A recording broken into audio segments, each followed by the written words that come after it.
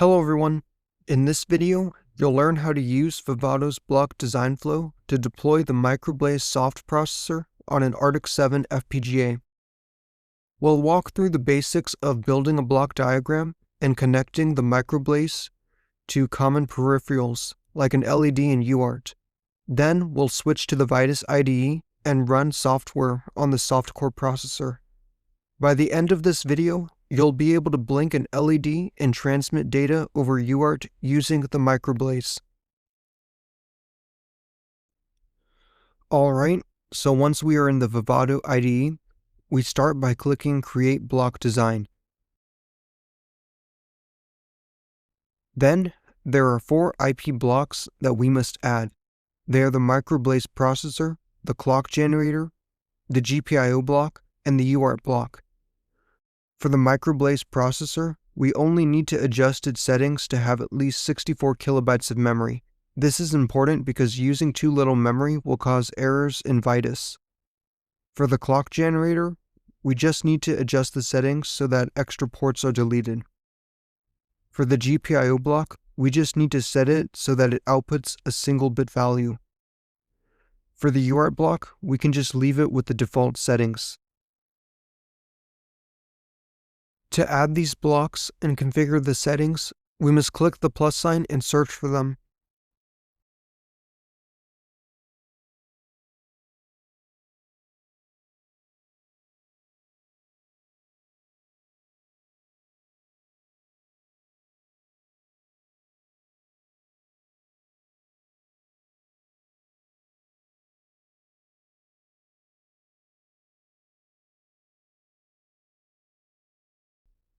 Then, to update the clock wizard, we double-click on it to access the settings. The first tab must use the settings as shown below. Then, to remove the extra ports, we click on the next tab and uncheck the 2 boxes shown. Then, we can click OK without needing to check anything else.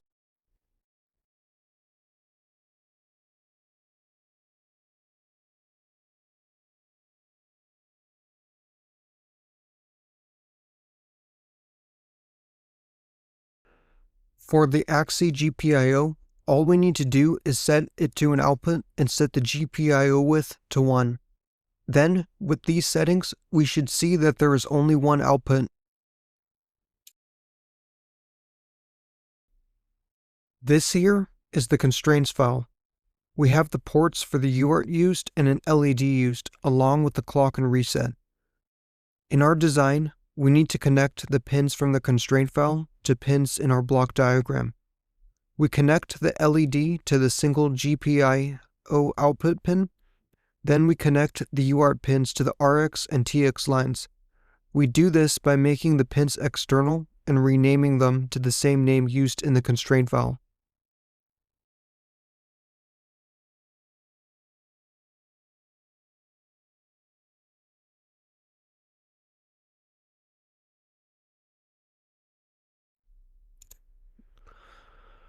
Once we have made external connections for all of our main signals, we can run block automation. All block automation does is connect the processor to the GPIO and UART blocks for us. When we run block automation, it will ask us to set the memory of the MicroBlaze. Make sure to set it to 64 kilobytes. Then we run connection automation.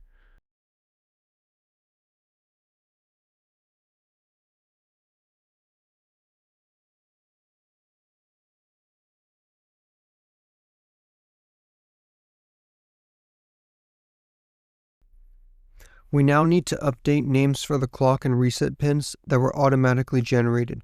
The external clock port is typically generated when we add the clocking wizard, and the external reset port is generated when block automation adds the standard reset block.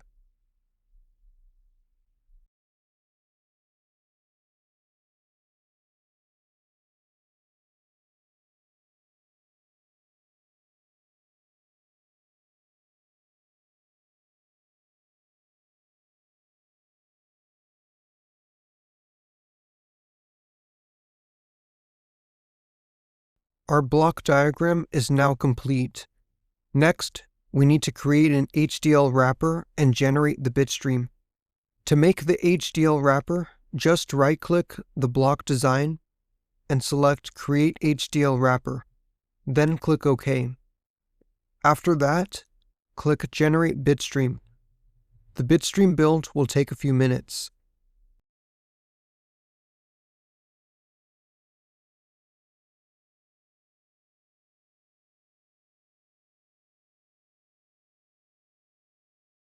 Once the bitstream finishes, we need to export an XSA file for Vitis. The XSA file is what tells Vitis what hardware exists on the FPGA.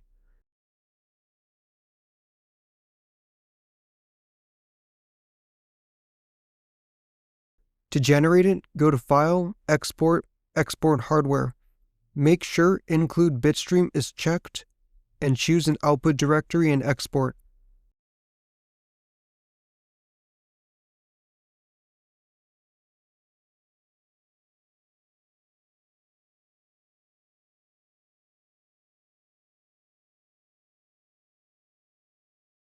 When it's done, open the folder you chose and confirm that the XSA file is there.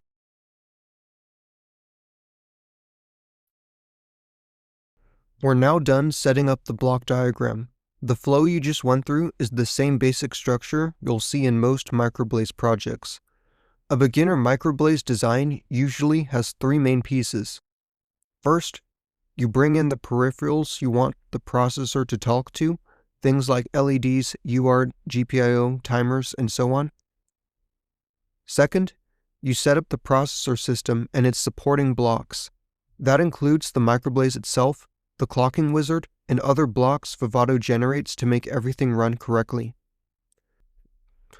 Lastly, the processor connects to your peripherals through the AXI interconnect. Its job is simply to link the processor's AXI bus to whatever peripherals you added, so MicroBlaze can read and write to them. For beginner projects, that's all you really need to know. Vivado handles the low-level bus details for you.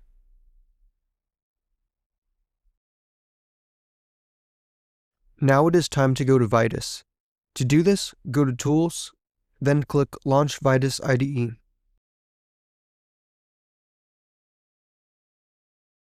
Then select the directory where you want all of your Vitis project files to be stored.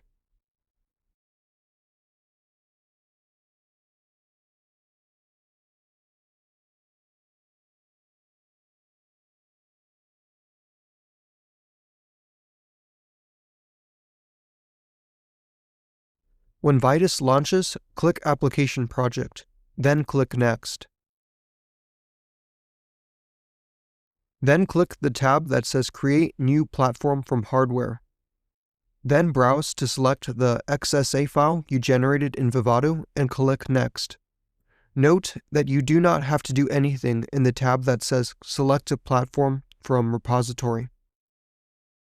Then name your project and click Next.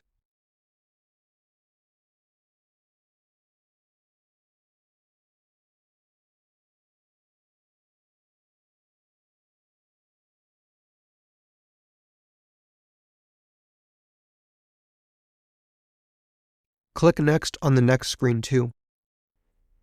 Then select the Hello World template and click Next.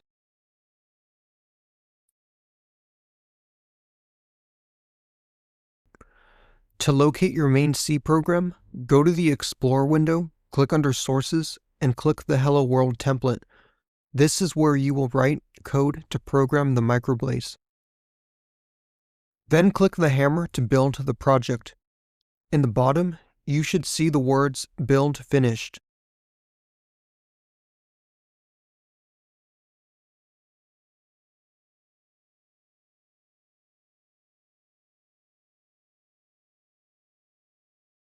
If you click and run right away, the code will not be loaded onto your FPGA. To program the FPGA, we must create a debugger. To do this, click on the arrow next to the bug and click Debug Configurations. Then right-click Single Application Debug, GDB, and make sure that the settings are as follows. Then click Debug.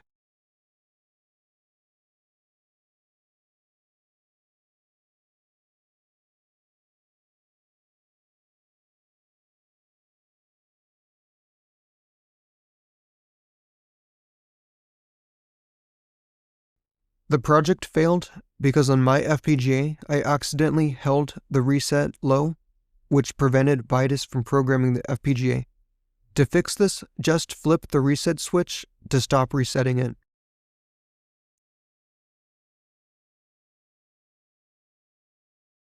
Also, before anything, we must bring in the Vitis serial terminal. To do this, go to Window, then Show View, and then search for the Vitis terminal. Then connect your FPGA to the terminal by clicking the green plus sign.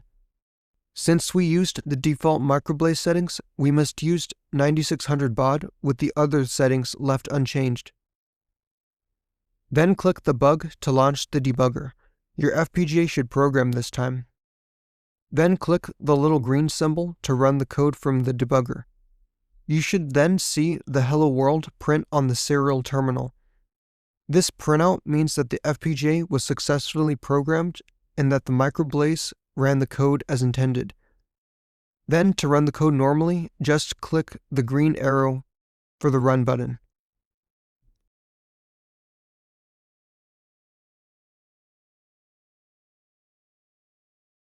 To blink the LED using our AXI GPIO peripheral, we must use this slightly modified code.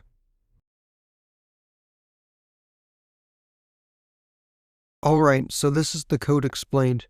The init platform function sets up serial printing so the xlprintf function can show in the Vitis serial terminal. Then, we initialize each AXI GPIO block once using XGPIO initialize. Then, to set the direction of our GPIO block from our block diagram, we use the XGPIO setDataDirection function. To set bit 0 high, we use XGPIO discrete write. And to set bit 0 low, we use XGPIO discrete clear. For the XGPIO write and clear functions, the first parameter selects which AXI GPIO instance we're talking to, the middle parameter selects the channel, and the last parameter is the value or mask depending on the function. In XGPIO discrete write, the last one is the data value, so it drives bit 0 of channel 1 high. In XGPIO discrete clear, the last one is a mask, so it clears bit 0 of channel 1. The loop on line 77 to 85 repeatedly set bit 0, waits, clears bit 0, and waits again, so the output toggles on and off, blinking the LED. When you copy and paste this code into the file, save it by clicking Ctrl S,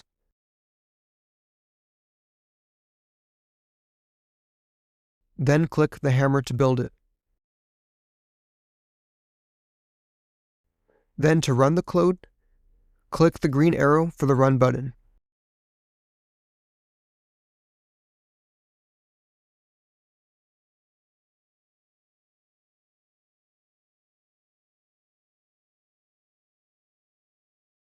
Then when your code is uploaded, you should see the serial terminal continuously print the Hello World, and on your FPGA, you should see the LED blinking.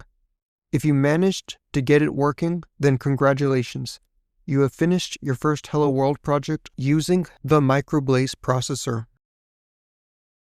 If you found this video helpful, then feel free to like, comment, and subscribe. Alright, that's all for this video, and I'll see you next time.